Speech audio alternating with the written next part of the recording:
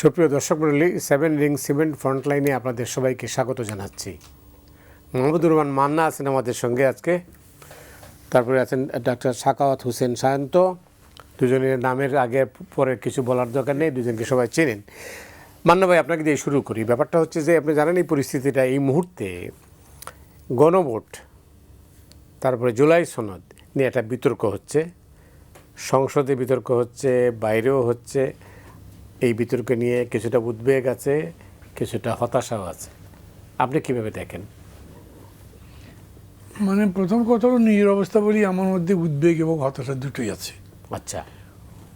উদ্বেগ আছে এই কারণে যে আমার কাছে মনে হয়েছে যে এতখানি জটিল নয় যেরকম করে প্রজেক্টেড হচ্ছে। এটার অ্যাটেম্প নিলে হয়তো আরও সলিউশনের পথ বোঝা যেত, লোকে দিশা পেত।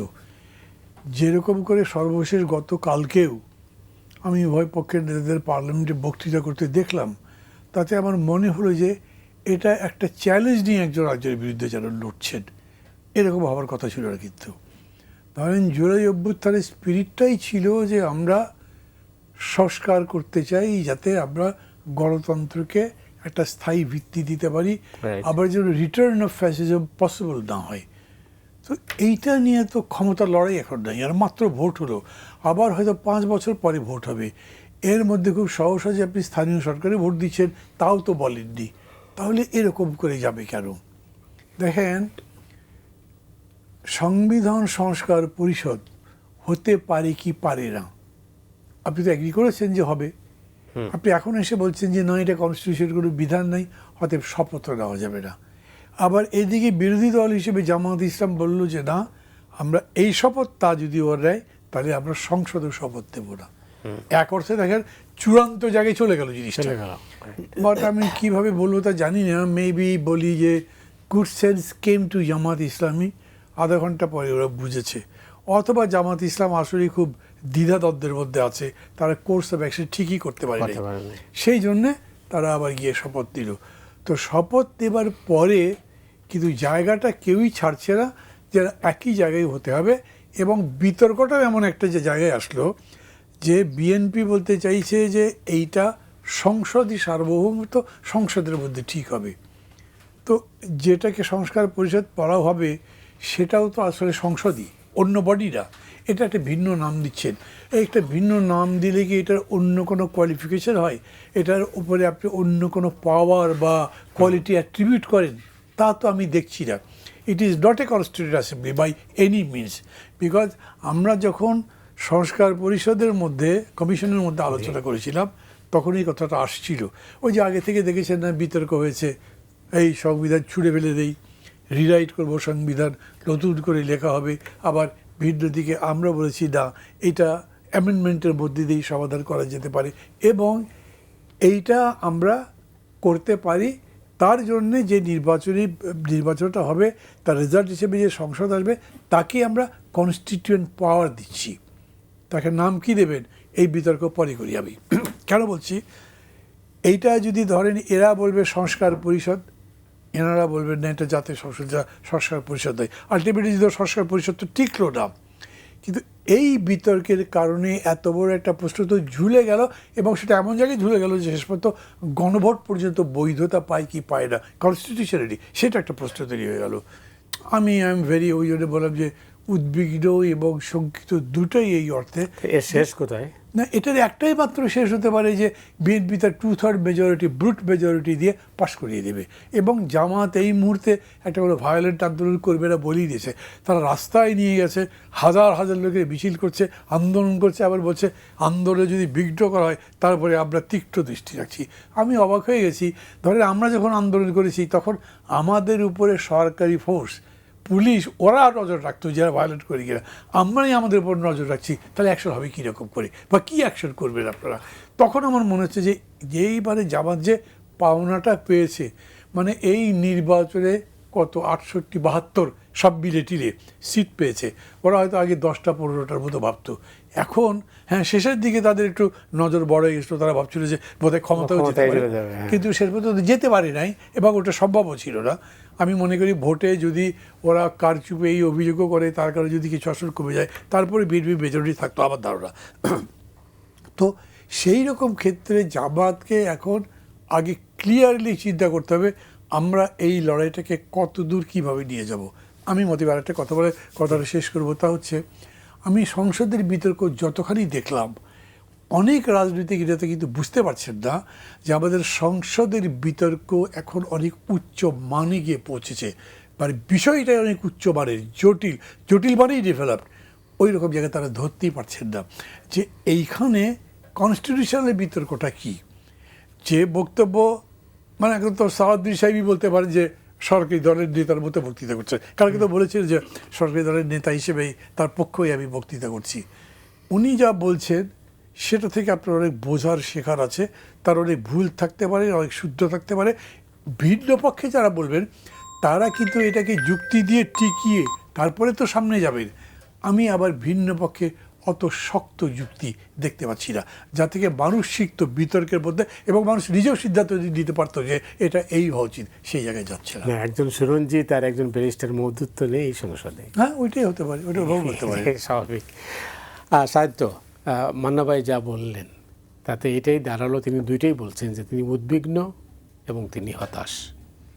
আর মানুষের মধ্যেও কিন্তু এই দুইটা জিনিসই আছে। কারণ হচ্ছে সুনির্দিষ্ট পথরেখা, যে ভবিষ্যৎ পথরেখা যেটা বলছিল যে জাতীয় জুলাই সনদের, সেই পথরেখাটা সুস্পষ্ট করার যেই ব্যাপারটা, সেটা সরকারি দল কিংবা বিরোধী দল কেউই মানুষকে ঠিকভাবে হয়তো এখনও বোঝাতে পারছে না। দুজন তর্ক বিতর্ক করছে, সেই তর্ক বিতর্ক যে যার মতো করছে, খুব সুনির্দিষ্টভাবে হচ্ছে না বলে হয়তো সাধারণ মানুষ বুঝতে পারছে না, সেই জন্যই উদ্বেগ বাড়ছে। এইখানে মূল সংকটটা তৈরি করেছে আসলে ইন্টারিম গভর্নমেন্ট একটা প্রতারণামূলক চালাকির মাধ্যমে। প্রতারণামূলক চালাকি এটা বলছি এই জন্য যে তারা জাতীয় জুলাই সনদ যখন করলো তখন কিন্তু সব দল এখানে আলোচনা করলো এবং কিছু বিষয়ে সব দল একমত হলো, কিছু বিষয়ে কারো কারো নোট অফ ডিসেন্ট বা দ্বিমত থাকলো। তখন ডক্টর আলী রিয়াজ এবং প্রধান উপদেষ্টা দুজনেই বললেন যে যেসব বিষয়ে ন্যূনতম সব দল একমত হবে আমরা সেটুকু নিয়ে সংস্কার এগিয়ে যাব। যদি সেটাই হতো, জুলাই জাতীয় সনদকে ভিত্তি ধরেই গণভোটটা যদি হতো যে জুলাই জাতীয় সনদে সকল দল যেসব বিষয়ে একমত হয়েছে সে বিষয়ে আপনারাও একমত কিনা, এক বাক্যে হয়ে যেত গণভোট, এক লাইনে এক প্রশ্নে। সেটা না করে এর সঙ্গে একটু পার্থক্য তৈরি করলো সরকার এই সব দলের অনুমোদন ছাড়াই, যেটাকে বিএনপি বলল যে তাদের সঙ্গে প্রতারণা করা হয়েছে। সেটাই এরকম দেখেন, জুলাই জাতীয় সনদের মধ্যে যে 84টা বিষয় ছিল, 84টা বিষয়ের মধ্যে প্রথম যেই ধাপটা ঐক্যমত্যে উপনীত হওয়া বিষয়সমূহের মধ্যে কতে লিখেছে সংবিধান সংশোধন সাপেক্ষে সংস্কারের বিষয়সমূহ, এর আন্ডারে আছে 47টা, আর 84টার বাকি 37টা অন্যান্য, যেটা অধ্যাদেশ আদেশ আইন নানানভাবে করবে, সংবিধান সংশ্লিষ্ট না। এগুলোর মধ্যে আবার যেসব ক্ষেত্রে আপনার নোট অফ ডিসেন্ট আছে সেইখানে থার্ড ব্র্যাকেট দিয়ে একটা কথা একদম প্রত্যেকটার বেলায় নোট অফ ডিসেন্টের পরে লিখে দিয়েছিল যে অবশ্য এতে যে দলের দ্বিমত আছে তারা তাদের নির্বাচনী ইস্তেহারে যদি দেয় এবং জনরায়ে তারা যদি সরকার পরিচালনার দায়িত্ব পায় তাহলে এ বিষয়ে তাদের ইচ্ছামাফিক সিদ্ধান্ত তারা নিতে পারবে। এখন এই জায়গাটায় বিএনপির আপত্তির জায়গা হচ্ছে তাদেরকে তখন এইখান থেকে সরিয়ে নিয়ে নোট অফ ডিসেন্টকে তাদের পাত্তা না দিয়ে, প্রথমে স্বীকার করে নিয়ে পরে আবার সেটাকে পাত্তা না দিয়ে তারা গণভোটের দিকে ওইগুলা অন্য একটা ভিন্ন প্রেক্ষাপট তৈরি করলো। তখন বিএনপি ওটা না মানতে গেলে তাদের উপর একযোগে সবাই সরকার, জামাত ইসলাম এবং তাদের জোটভুক্ত যারা একসুরে কথা বলা তারা বিএনপি সংস্কার চায় না, এরকম একটা পরিস্থিতি তৈরি করলো। তখন বিএনপি এটা মেনে নিতে বাধ্য হলো। বাধ্য হয়ে বিএনপি আবার কি করলো, নির্বাচনী ইস্তেহারে আবার বলে দিল যে যেসব জায়গায় আমাদের নোট অফ ডিসেন্ট আছে বা দ্বিমত আছে, যদি আপনাদের রায়ে আমরা নির্বাচিত হই তাহলে সেই বিষয়গুলো আমরা মানব না। এখন বিএনপিও তো কোনো চালাকি করলো না, জনগণের উদ্দেশ্যে ইশতেহারে লিখলো এবং মৌখিকভাবে বলল যে তারা নোট অফ ডিসেন্টের এই বিষয়গুলো মানবে না। সেইটা জেনেই তো এদেশের মানুষ 2/3 মেজরিটি বিএনপিকে দিল। এখন একটা কনক্লুশন আমি এইখানে আসি, এইটা নিয়ে এখন এই দুই পক্ষ বাহাস করছে, আমরা বিভ্রান্ত হচ্ছি, আমরা একটা অনিশ্চয়তা দেখতে পাচ্ছি। আমার ধারণা এই যে এইখানে জুলাই সনদের মধ্যে সব পক্ষের একমত হওয়া যে অংশটুকু, এই অংশটুকুও যদি আইন হিসেবে পাশ হয়, জাতীয় সংসদে গৃহীত হয় এবং এই 47টা জায়গায় যদি সংবিধান সংশোধন করা হয়, সব পক্ষ একমত হয়ে আলোচনা করে, তাহলে বাংলাদেশের গণতন্ত্রের যে আমরা যে অগ্রযাত্রা চাই তার শতকরা 80% ফুলফিল হয়ে যায়। এখন সেটা না করে বাহাস করে জটিলতা বাড়ছে। এইটা একটা ভিত্তি হতে পারে বিরোধী দল এবং সরকারি দলের ঐক্যের। আর মান্না ভাই যেটা বলছিলেন যে ওই সংস্কার বাস্তবায়ন পরিষদ যদি আলাদা করে, এই 300 সংসদ সদস্য দ্বারাই হবে। 300 সদস্যের মধ্যে 2/3 মেজরিটি বিএনপি। ওই বাস্তবায়ন পরিষদ ও সংসদের মতোই যখন আলোচনা হবে, সেই আলোচনার 2/3 কণ্ঠ যখন একসুরে কোরাস গাইবে, আর ওই রকম এই গুটি কয়েক এই 70, 72, 74 জন কোরাস গেয়ের সঙ্গে পারবে, কিংবা যুক্তিতে পারবে, কিসে পারবে মানুষের কাছে। সুতরাং সেটা নিয়েও এত রিজিড না থেকে দুই দলের রাজনৈতিক সমঝোতায় আসা উচিত যে আমরা ঠিক আছে, বাস্তবায়ন পরিষদ হলো না সংসদ হলো, সেটার থেকে গুরুত্বপূর্ণ প্রশ্ন হলো যে যেই সব বিষয়ে আমরা সবাই একমত হয়েছিলাম সেইটুকু আগে বাস্তবায়ন হোক প্রথম ধাপে, পরে দেখা যাবে বাকিটা কি হয়। আপনি বলছিলেন যে বিএনপি চালাকি করলো না, কিন্তু যেটা হলো কনফিউশন তৈরি হলো মানুষের মধ্যে, এই কনফিউশনের দায়টা কে নেবে? কনফিউশন এক অর্থে তৈরি হয়েছে এইরকম যে গণভোট তো বিএনপিও হ্যাঁ ভোটের পক্ষে চেয়েছে, গণভোট হবে এটা বিএনপি বলেছে গণভোটে যাক, গণভোট তারা মানবে এই কথা বলেছে, কিন্তু এখন তারা মানছে না, এটা হলো কনফিউশন। কিন্তু বিএনপি নির্বাচনী ইশতেহারে যে বলেছে যে আমরা যেখানে নোট অফ ডিসেন্ট দিয়েছি, আপনারা আমাদের রায় দিলে আমরা সেগুলো বাস্তবায়ন করব না। যদি গণভোটকে এখন আপনার মানদণ্ড ধরতে হয় এবং সংস্কার বাস্তবায়ন পরিশোধ করতে হয়, তাহলে বিএনপির নোট অফ ডিসেন্টের কোনো ভ্যালু থাকে না। এখন আপনি এইটা সমন্বয় কিভাবে করবেন? ফলে এই জটিলতাটা তৈরি করেছে বেসিক্যালি ইন্টারিম গভর্নমেন্ট, তাদের এই অতি চালাকির কারণে। বিভেদটাও সে কারণেই তৈরি হয়েছে। আপনি কি তাই মনে করেন? একটা মুশকিল কি হয়েছে জানেন, জি, আমি কিছুদিন আগে বাংলাদেশ জাসদের সম্ভবত একটা আলোচনার মধ্যে বলেছিলাম, এখন তো আমি ঠিক বুঝতে পারছি না যে আমি কি সরকারি দলে না বিরোধী দলে। আমার অবস্থানটা কি? আমি আসছিলাম প্রশ্নটাতে। হ্যাঁ, তারপরে যারাই অনুষ্ঠানটা করছেন বাংলাদেশ জাসদ, তারা তো বিপক্ষে ছেড়ে জাতীয় সমাজতান্ত্রিক দল জিএসডি, তাদেরকে জিজ্ঞেস করেছি আপনারা কি সরকারি দল না বিরোধী দল, তারা বলতে পারে। এবং দেখবেন যে আমরা যারা যারা একসাথে লড়াই করেছি তারা সবাই অ্যাক্টরে তো বলছি না, বিএনপি তো বিএনপিরটা বলছেই, তাদের সাথে যারা গেছে তারা ওইখানে আছে তারা বলছে, আবার যারা বাইরে আছে তারা হয় বলছে না, না হলে ভিন্ন রকম বলছে। সায়ন্ত সম্পর্কে আমি ইনফর্মালি কয়েকটা কথা বললাম না, উনি মানে he is a doctor, but যথেষ্ট পরিমাণে রাজনীতির উপরে পড়াশোনা অ্যান্ড ভেরি আপডেটেড সব বিষয়গুলোতে। কিন্তু আপনি একটা জিনিস খেয়াল করেন যে আপনি তো অ্যাগ্রি করেছেন যে সংবিধান সংশোধন পরিষদ হবে, মানে আপনি ওটাকে সংস্কার পরিষদ বলতে চাচ্ছেন না, সংশোধন বলতে চাচ্ছেন। কেন? যেরকম কালকের বক্তৃতার মধ্যে সালাউদ্দিন সাহেব বলেছেন যে সংবিধান তো সংস্কার হয় না, সংবিধানের সংশোধন। এখন 7A 7B কী করবেন? যেটা বলতেছে বেসিক্স অফ কনস্টিটিউশন, সেটা আপনি ঝেড়ে ফেলে দেবেন। এবং ওইরকম করে যদি দেখেন তাহলে almost 1/3 of the constitution is not operative. তো ওই অর্থে সংস্কার না সংশোধন, তাল পড়িয়া ঢিপ পড়িল না ঢিপ পড়িয়া তাল পড়িল, সেটা দরকার নেই। সংশোধন ব্যাপারটা তো মানছে সবাই। তাহলে আপনি শপথ যদি নাই নেন, তাহলে আপনি 13 নভেম্বরে অধ্যাদেশ জারি হয়েছে, এই এতদিন পরে এসে তার একদিন আগে এসে বললেন কেন আমি এটা মানি না? আগেই তো কথাটা বলতে পারতেন যে এই জিনিসগুলো হয়েছে। সাহিত্য এটাও বললেন যে তখন বিএনপি মেনে নিতে বাধ্য হয়েছে। কেন বাধ্য হবে? কেন? বিএনপি হয়তো মনে করেছে যদি আমি না মানি, তারা যদি ভোট না দেয়, আবার যে কয়েকদিন আগে উপদেষ্টা বলেছে না যে ডিপ স্টেট আমাদেরকে বলে চলো চালিয়ে যাও। তার মানে এইসব কাণ্ড কারখানা বহু হয়েছে, সব জিনিসগুলো তো আমরা জানিও না।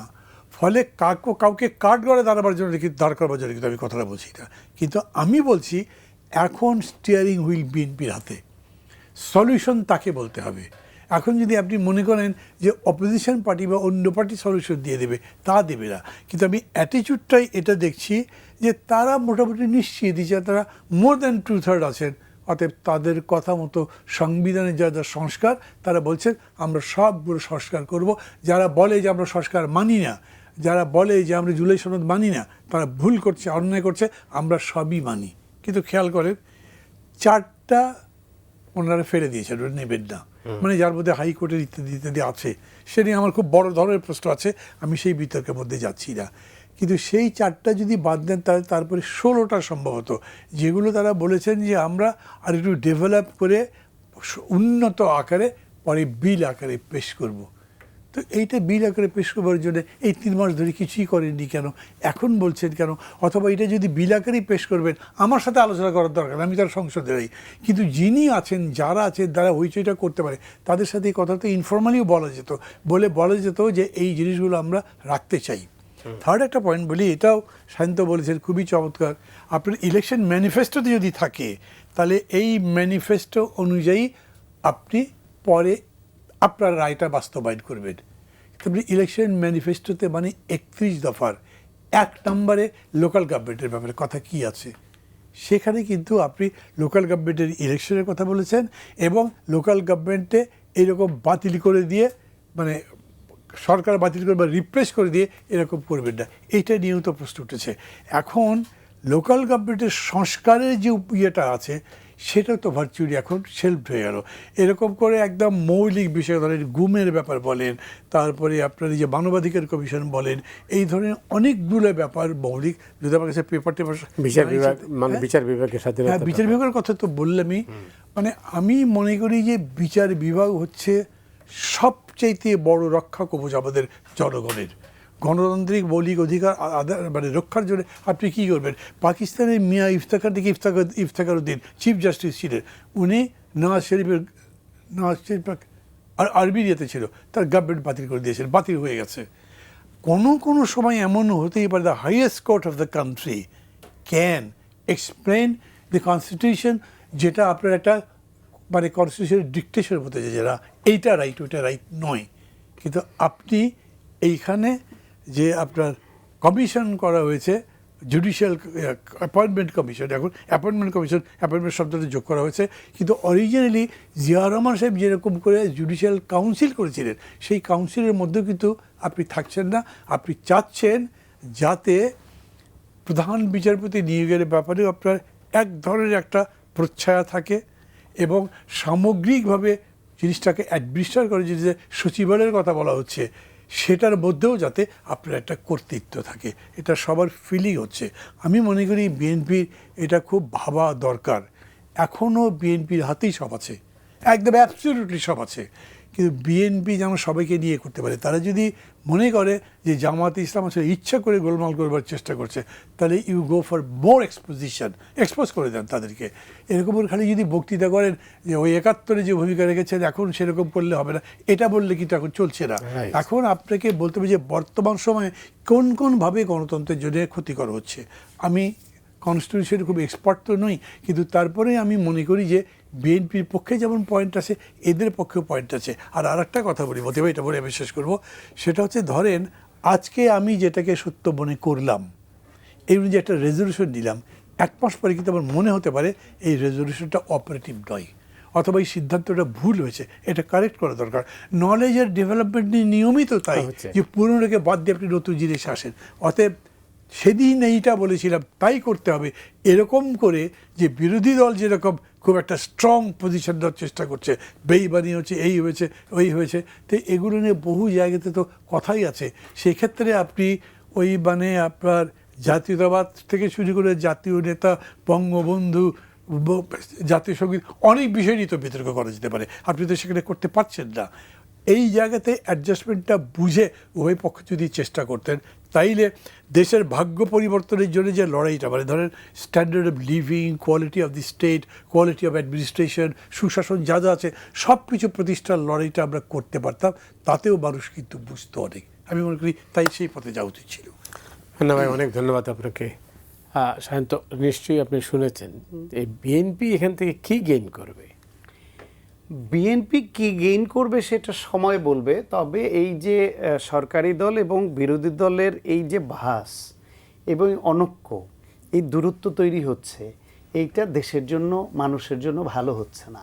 এই সময় এই বিতর্কটা এত বড় এটাই কিন্তু পরিসরে না গিয়ে, আজকে তো আমরা আলোচনা শুনতে উদ্গ্রীব হয়েছিলাম আমার তেলের যে সংকট সমাধান কিভাবে হবে, আমার দ্রব্যমূল্য কিভাবে নিয়ন্ত্রণে থাকবে, আমার কৃষকের উৎপাদন কিভাবে অব্যাহত থাকবে, এই যুদ্ধ পরিস্থিতিতে আমাদের মতো দেশ কিভাবে এটা মোকাবেলা করবে, সরকারি দল বিরোধী দল মিলে একযোগে দেশের মানুষকে কিভাবে আশ্বস্ত করবে এই প্যানিক থেকে, এই মজুতদারি থেকে, সেই সব বিষয় নিয়ে দেশের স্বার্থে, জনগণের স্বার্থে যে আলোচনাটা জাতীয় সংসদে এই সময় হওয়া দরকার ছিল, সেটা না হয়ে এই অনৈক্যের কারণে সমস্ত ঝগড়াকাই যে যা বলেন সব শুধু সংবিধান সংস্কার, এটা হবে না, ওইটা হবে, এটা মানি না, এটা মানতে হবে, সেসবের মধ্যে সীমাবদ্ধ হয়ে পড়েছে। এখন এইখানে আমি আবারও আমার কথার রিপিট করি এই জন্য যে বাংলাদেশ এমন একটা দেশ, এখানে রাজনৈতিক ইস্যুতে, খুব ন্যায়সঙ্গত ইস্যুতে সরকারি দল আর বিরোধী দল এক বাক্যে একমত হয়, এরকম ঘটনা খুব বেশি দেখা যায় না। মনে করে বিরোধিতা না করলে তার রাজনীতিটা বোধহয় টিকলো না, সেটা সরকারি দলও বিরোধী দলও।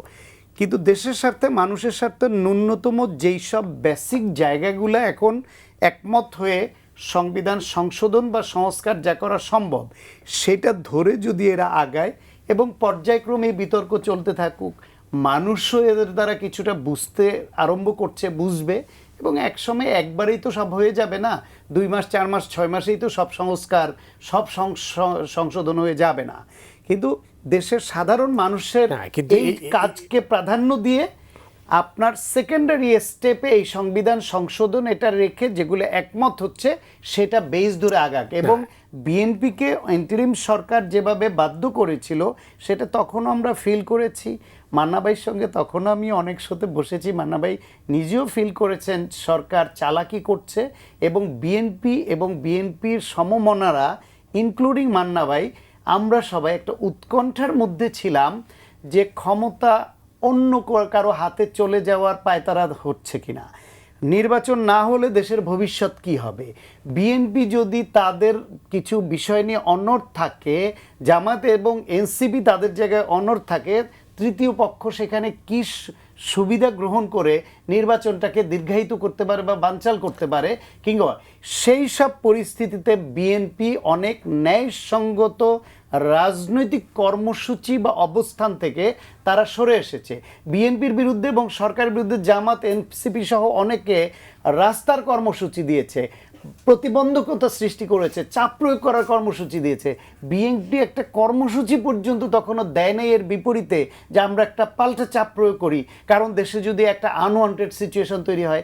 এইরকম একটা বিশেষ পরিস্থিতিতে বিএনপিকে তো ফালানো হয়েছিল তখন। ওয়েল, এই বিতর্ক চলাকালে বা বিতর্ক যখন চলছে, এই বিতর্কের মধ্যে অন্য কোনো পক্ষ এর সুযোগ নিতে পারে না?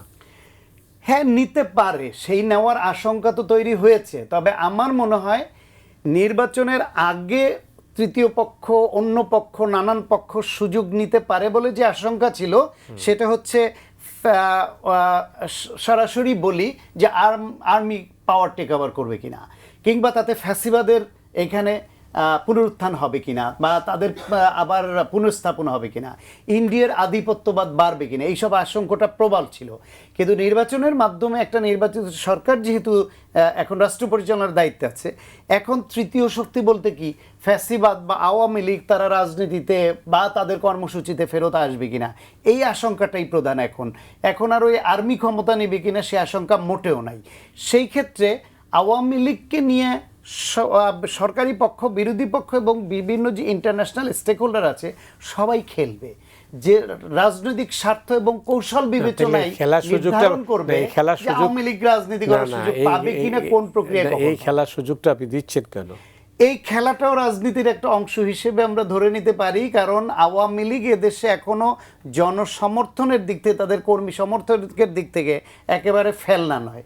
নির্বাচনের সময় জামাত এবং বিএনপি উভয় পক্ষেরই লোকালি তাদের ভোটের দরকার হয়েছে, বিভিন্ন রকমের সমঝোতার কাহিনী আমরা শুনেছি। সুতরাং ভবিষ্যৎ রাজনৈতিক মেরুকরণেও এই বিএনপি এবং জামাত বা সরকারি দল এবং বিরোধী দলের রাজনৈতিক ইকুয়েশনের মধ্যে এই একটা দাবার গুটি আওয়ামী লীগ হবে। অতীতে যেরকম বিএনপি এবং আওয়ামী লীগের মধ্যে জামাত হয়েছে, যা দাবার গুটি, এইরকম বাংলাদেশের রাজনীতিতে অতীতে যা হয়েছে আমরা দুর্ভাগ্যজনকভাবে সেখান থেকে উঠে আসতে পারিনি বা পারছি না। কিন্তু বাংলাদেশের রাজনীতিটা এমনই, এর মধ্য দিয়ে কৌশলে যারা জিতবে তারা এগিয়ে যাবে, কিন্তু আমরা এই কৌশলের রাজনীতির এগিয়ে যাওয়ার থেকে আমরা গুরুত্ব দিতে চাই বেশি দেশ এবং দেশের মানুষ কি হলে জিতবে। অনেক ধন্যবাদ মান্না ভাই। আমরা বিরতিতে যাব, এর আগে অল্প সময় আছে, সেটা হলো যে আপনার অবস্থানটা আসলে কি, এই মুহূর্তে আপনি কোথায় দাঁড়িয়ে আছেন? আমি আমার কাছে আবার অবস্থান নিয়ে প্রশ্নের মধ্যে নেই। হ্যাঁ, তা না? আমার নাই এই কারণে যে আমি যে এত বছর ধরে লড়াই করলাম, আমি বা আমার পার্টি, জোটের কথা বলবো না কারণ জোট এখন একটু বায়বী অবস্থায় চলে গেছে। আমরা একটা গণতান্ত্রিক দেশ, একটা মানবিক দেশ, আর ধরেন আমার দলের অ্যাটিচিউডে একটা কল্যাণ রাষ্ট্র, এটা প্রতিষ্ঠার লড়াই করছি।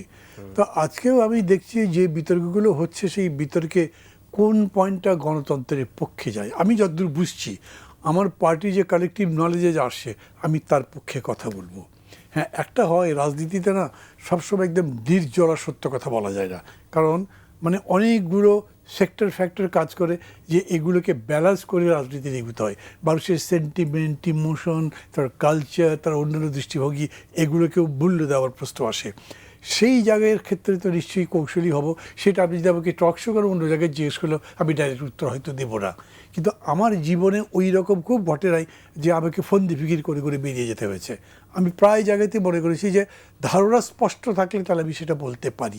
যেমন ধরেন আজকে আমি যা বলেছি এতক্ষণ পর্যন্ত, সেই কথার মধ্যে দিয়ে আমি কি বিএনপিকে বিরোধিতা করেছি? হ্যাঁ, বলতে পারেন কিছু কিছু পয়েন্টে তো করেছি। আবার এও ঠিক যে বিএনপিকে বিরোধিতা এরকম করে আমি করছি না যেটা জামাতকে সাপোর্ট করবার জন্য করা হয়। ঠিক একই কথা আমি জামাতের জন্য বলবো। এবং এটা খুব স্পষ্ট করেই আমি বলতে চাই, আমি যখন একদম ক্লিয়ারলি বুঝবো যে এখন এই হওয়া উচিত, তখন তাই বলবো। এখন পর্যন্ত আমি তা জানি না, কারণ এখন আমি দেখছি কি যে আলটিমেটলি কি হবে, হাউস যে ফর্মেই বসুক, সেটা সংস্কার কমিশন মানে সংস্কার পরিষদ বলুক বা সংশোধন ওই অর্থে বলুক, মেজরিটিতে এবার 2/3 মেজরিটিতে রেজলিউশন যাবে, পাস হবে। তো সেটা কোন দিকে যাবে? সেটা বিএনপি যেরকম চাইবে তাই হবে। এবং এইটা নিশ্চয়ই জামাত মানতে চাইবে না। জামাত এইটা নিয়ে আরও কথাবার্তা বলবে। কিন্তু যেমন খুব বড় প্রশ্ন আমার মধ্যে লাগে যে আপনি অধ্যাদেশকে স্বীকার করছেন না। আপনি প্রেসিডেন্ট যেটা দিলেন, যেটাকে বলা হচ্ছে প্রেসিডেন্ট অর্ডার, এখন বিএনপি বলছেন এটা অর্ডার নয়, এটা অধ্যাদেশ। আচ্ছা, অধ্যাদেশ হোক, যাই হোক, একই সাথে তো জাতীয় নির্বাচন এবং গণভোটের কথা বলা হয়েছে। আপনি জাতীয় নির্বাচন করবেন, গণভোট অবৈধ, এরকম বলা যাবে নাকি? তাই গণভোট তো করেছেন এবং সেই গণভোটের পক্ষে ক্যাম্পেইন করেছেন, বলেছেন।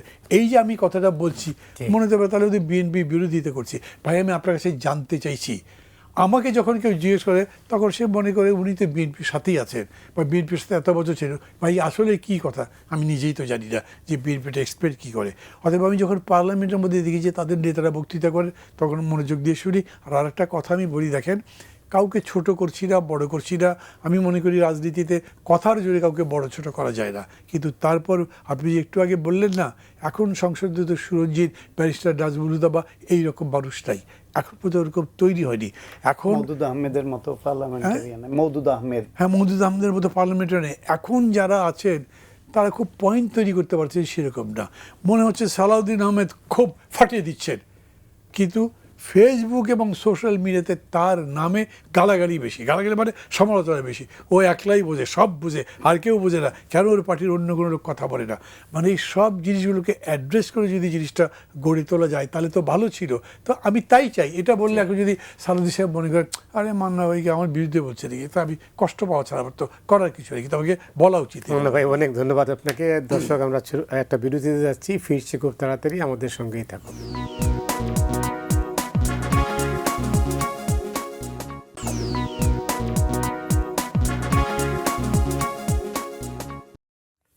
সুপ্রিয় দর্শক মণ্ডলী, আপনারা দেখছেন ফ্রন্টলাইন। আমাদের সঙ্গে রয়েছেন মাহমুদুর রহমান মান্না এবং সায়ন্ত সাখাওয়াত।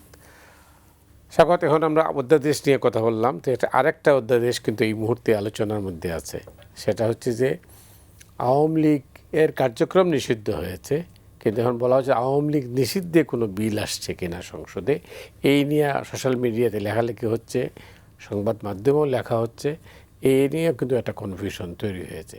আসলে কি আসছে এইটা এখনো স্পষ্ট না। আমার ধারণা বিএনপির আগের রাজনৈতিক অবস্থান এবং এই নির্বাচনে তো তাদের বিভিন্ন এলাকায় প্রার্থীরা যে ভোটের জন্য বিভিন্ন রকমের ইকুয়েশন যে তৈরি হয়েছে, সব মিলিয়ে আমার ধারণা বিএনপি আওয়ামী লীগকে দল নিষিদ্ধ করবে সংসদে বিল তুলে, সেদিকে যাবে না। আমার ধারণার কথা বলছি, এটা কি আসছে আমরা কেউই জানি না। বিএনপি সবসময় নির্বাহী আদেশে দল নিষিদ্ধের বিপক্ষে ছিল এবং এখন জাতীয় সংসদে বিএনপি এই বিল এনে এই রাজনৈতিক দলকে নিষিদ্ধ করার সেই কাজটা করবে না। রাজনৈতিক দল হিসেবে, গণতান্ত্রিক রাজনৈতিক দল হিসেবে তারা এই পজিশন ধারণ করে না, এটা আমার বিশ্বাস বা ধারণা। বিএনপি চায় আদালতের মাধ্যমে গণহত্যার অভিযোগে সুনির্দিষ্ট ও তদন্ত এবং অপরাধের জন্য যদি আদালত আওয়ামী লীগকে নিষিদ্ধ করে, সেটা একটা জিনিস।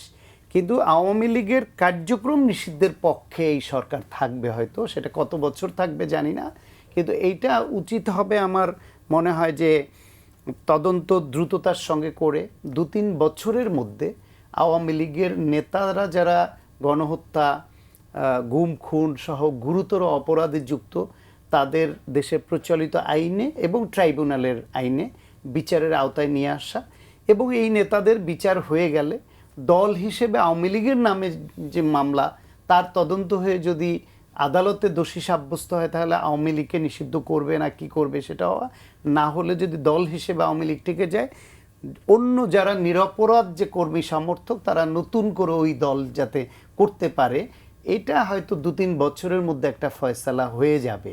ফলে নির্বাহী আদেশে তো বিএনপি করবেই না, কারণ এর বিরুদ্ধে আগেও করেছে, এখনও স্পষ্ট অবস্থান। সংসদেও বিএনপি আওয়ামী লীগ নিষিদ্ধের বিল তুলে নিষিদ্ধ করবে আওয়ামী লীগকে বিএনপি, এটা আমার কাছে ঠিক রাজনৈতিক ইকুয়েশনে পড়ে না। অনেক ধন্যবাদ। মান্না ভাই, আপনাকে তাই মনে হয়?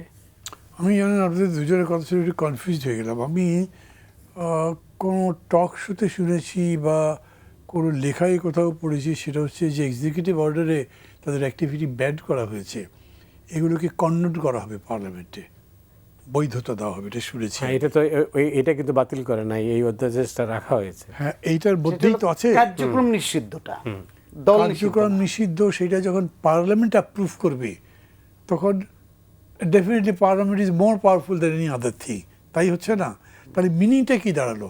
এটাকে আমি বৈধ করলাম, পার্লামেন্ট করলো, কিন্তু যখন আমি এটাকে বৈধ করলাম, ওই যে একটু আগে আপনি যেরকম বললেন যে ওরা মানে বিএনপি এটা এক্সিকিউটিভ অর্ডারে করতে চায় না, হ্যাঁ বিএনপি বলতে পারে আমরা তো অর্ডার দিই নেই, সেটা বলতে পারে, কিন্তু এই অর্ডারটা যদি ওই অধ্যাদেশের মধ্যে পাস্ট হয়ে যায় তাহলে তো বিএনপি করলো আলটিমেটলি।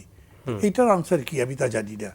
যদি তারা ওই পজিশনে থাকে তাহলে এইটা রাখতে পারবে না, আবার এইটাকে এখন তুলে দেওয়ার রেজলিউশন মুভ করুক, তাহলে আবার আর একটা পরিস্থিতি তৈরি হবে। আমি বলতে পারবো এইটা আসলে মানে আমি যতটুকু বুঝি সেটা হলো আওয়ামী লীগের কার্যক্রম নিষিদ্ধ কেন হলো, সরকার তখন কেন করলো? ওরা কিন্তু প্রথমে করছিল না, তারা ট্রাইব্যুনালে বিচার হচ্ছিল, কিন্তু আওয়ামী লীগের বিভিন্ন রকমের খণ্ড খণ্ড মিছিল নাশকতা শুরু হয়ে গেল। তখন এমন একটা পরিস্থিতি তৈরি হলো বা আশঙ্কা তৈরি হলো যে আওয়ামী লীগের নেতাদের এই গণহত্যার অভিযোগে গুমখুন বা নানান অপরাধের, গুরুতর অপরাধের যে বিচারটা হবে, এই বিচারটা ব্যাহত হবে আওয়ামী লীগের প্রচুর কর্মী, গুন্ডা পান্ডা, মাস্তান, ভাড়াটেরা আছে, তারা মাঠে নেমে পড়ছে। ফলে তাদের কার্যক্রম নিষিদ্ধ করা হয়েছিল শুধু তাদের বিচারটাকে নির্বিঘ্ন রাখার জন্য। এখন সেই বিচার চলমান। এই 10 এপ্রিলের মধ্যে এই ইন্টারিম গভর্নমেন্টের অধ্যাদেশগুলো যদি সংসদে আপনার এনে পাশ করা না হয়, না তোলা হয়, তাহলে অটোমেটিক্যালি ইনভ্যালিড হয়ে যাবে। আবার যদি তুলে আপনি বাতিল করেন, তাহলে আওয়ামী লীগের কার্যক্রম ফিরে পেলে আপনি মাঠে নেমে পড়লে এই বিচার যেটা চলমান সেটা আপনি অব্যাহত রাখতে পারবেন না, এবং বিরোধী দল সহ গণ অভ্যুত্থানের সকল শক্তি বিএনপিকে ধরে বসবে। ফলে এই কার্যক্রম নিষিদ্ধের এটা পার্লামেন্টে তুলে সেটাকে পাশ করানো ছাড়া অন্য কোনো অপশন আছে বলে আমার মনে হয় না।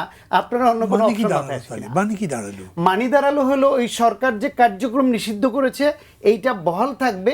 যখন এদের বিচার প্রক্রিয়া সম্পন্ন হবে, তখন যদি সরকার মনে করে যে তাদের অপরাধের বিচার তো হয়েছে, আর দল হিসেবে আওয়ামী লীগের নামে যে মামলা সেটাও তদন্ত সাপেক্ষে যদি দোষী হয়, তাহলে তো দল নিষিদ্ধ হবে আদালতে। যদি নিষিদ্ধ না হয়, তারা যদি নির্দোষ প্রমাণিত হয়, তাহলে আবার সংসদে বিল তুলে এটাকে ওই বিচারের পরে এটাকে আবার উজ্জ্ব করে নিবে। সংসদে আবার বিল তুলে হ্যাঁ করতে পারে। এমন হতে পারে যে সংসদে এই প্রস্তাব, এই অধ্যাদেশ পাশ হওয়ার কারণে কোর্ট বরঞ্চ প্রভাবিত হবে, এই সম্ভাবনা বেশি।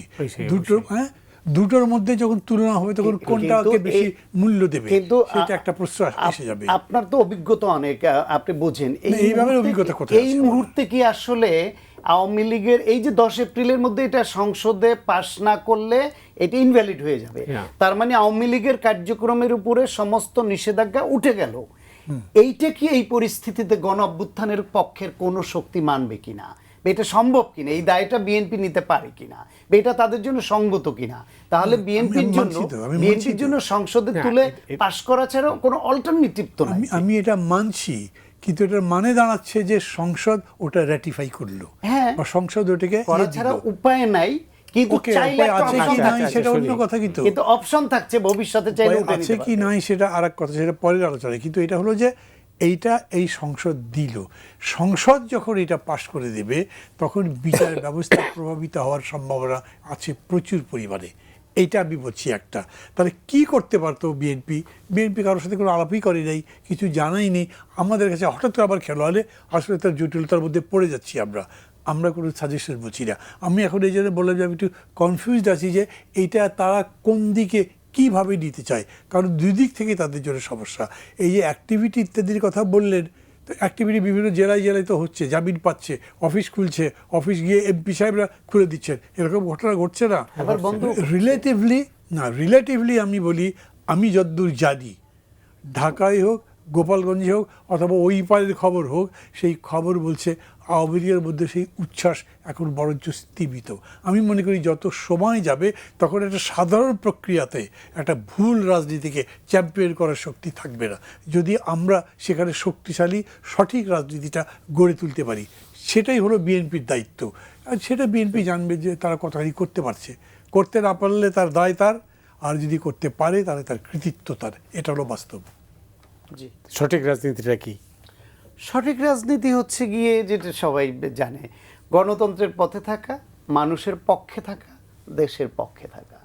গণতন্ত্র, মানুষ, দেশ, এই তিনটা জিনিসকে প্রাধান্য দিয়ে যদি কেউ রাজনীতি করে, এটাই সঠিক রাজনীতি।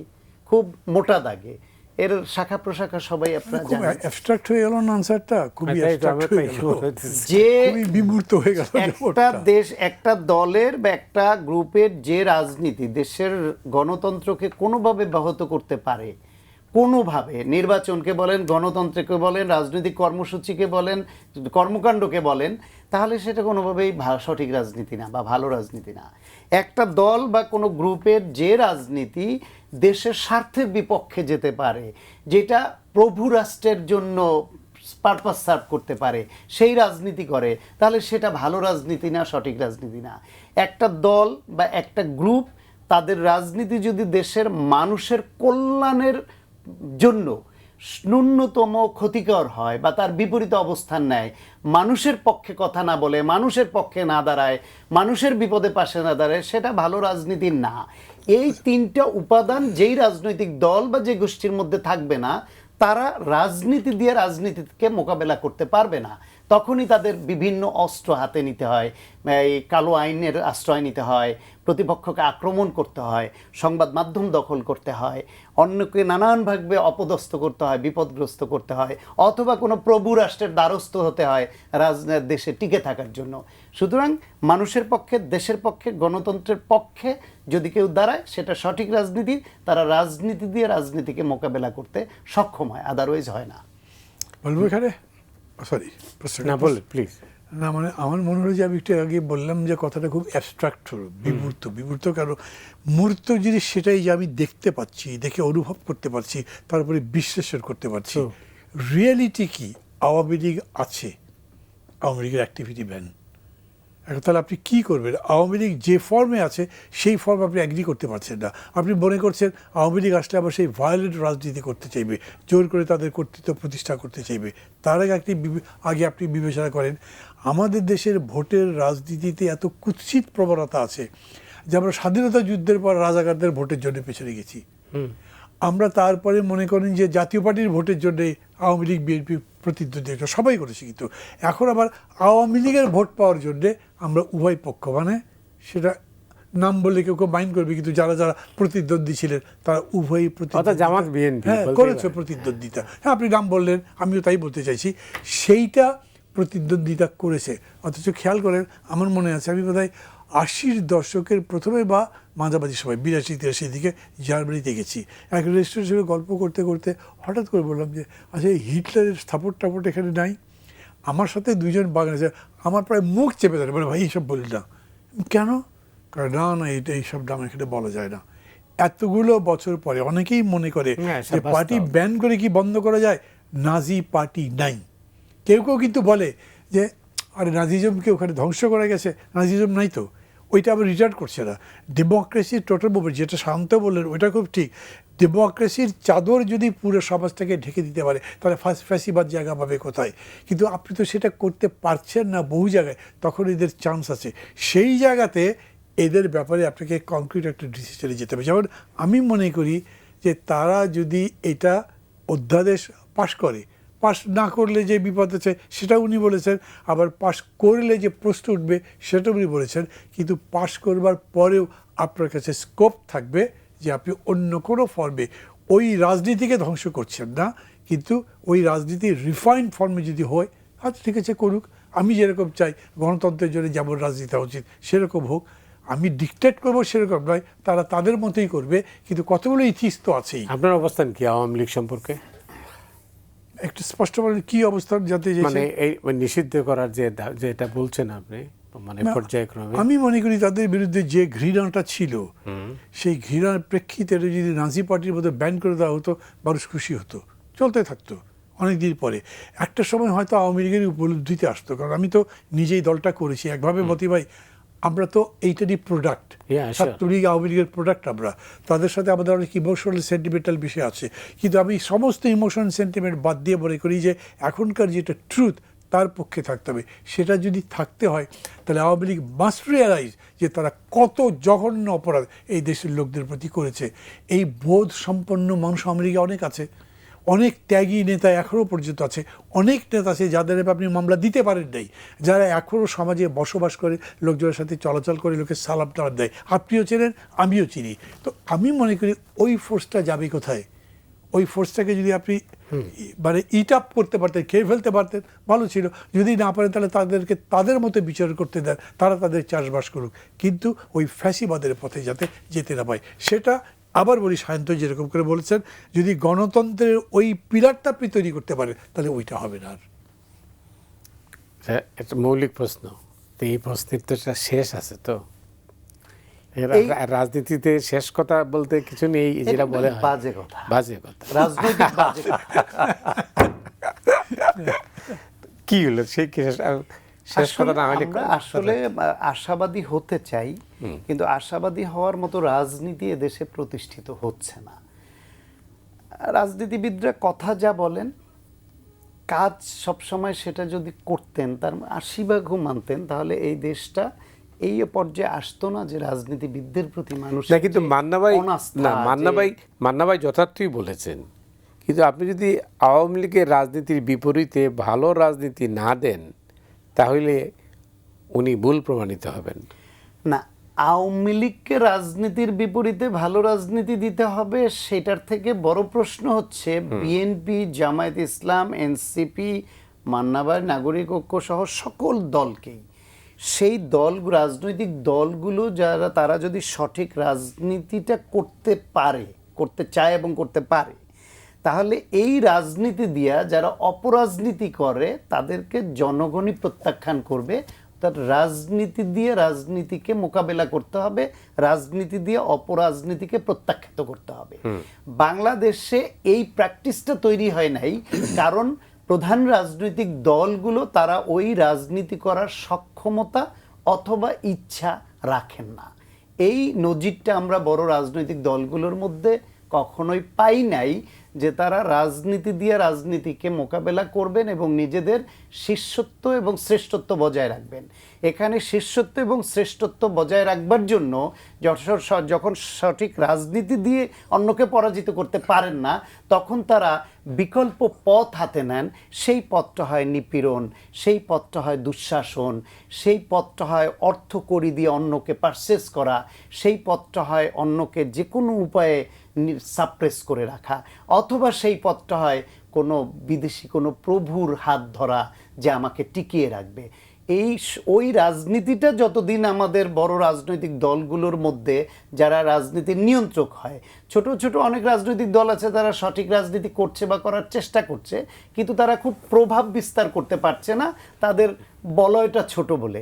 যাদের বলয়টা বড়, যারা চাইলে ভালো করতে চাইলে অনেক ভালো করতে পারে, খারাপ করতে চাইলে অনেক খারাপ করতে পারে, তাদের মধ্যে আমরা যে অনেক ভালোটা প্রত্যাশা করি সেইটা পাচ্ছি না বলে এইখানে এই যে অপরাজনৈতিক শক্তিগুলো মাথাচাড়া দিয়ে ওঠার পরিবেশ তৈরি হয়। যেই সুযোগে জামাত মাথাচাড়া দিয়ে উঠেছে, যেই সুযোগে জাতীয় পার্টি পতিত স্বৈরাচার মাথাচাড়া দিয়ে উঠেছে, যেই সুযোগে আবার আওয়ামী লীগ উঠতে পারে বলে অনেকে আশঙ্কা করছে। 71-এর পরে জামাত ইসলামী রাজনীতি করতে পারবে বাংলাদেশে, এটা কি আপনি ভেবেছিলেন? না, এইটা তখন আমার ভাবার বয়সও ছিল না, কিন্তু পরবর্তীতে ইতিহাস জেনে পড়ালেখা করে যতটুকু ভেবেছি আমার মনে হয় না সেটা হয়েছে। এবং বাংলাদেশে জামায়াতকে প্রতিষ্ঠিত করেছে বিএনপি এবং আওয়ামী লীগ, দুই দল। বিএনপির দায়টা বেশি। পতিত স্বৈরাচার জাতীয় পার্টিকে প্রতিষ্ঠিত করেছে বিএনপি এবং আওয়ামী লীগের দায় বেশি। এখন আবার এই পতিত গণহত্যাকারী আওয়ামী লীগকে কারা প্রতিষ্ঠিত করবে, কাদের দায় বেশি, এটা ভবিষ্যতে নির্ধারিত হবে। অনেক অনেক ধন্যবাদ আপনাকে সায়ন্ত। এটা অসমাপ্ত বিতর্ক, আরেকদিন হয়তো এই বিতর্ক চলতে পারে। মান্না ভাইকে আমরা আমন্ত্রণ জানাবো। মান্না ভাই, আপনাকে অনেক ধন্যবাদ। দর্শক মণ্ডলী, আজ এ পর্যন্তই। আমরা সবাই ভালো থাকুন।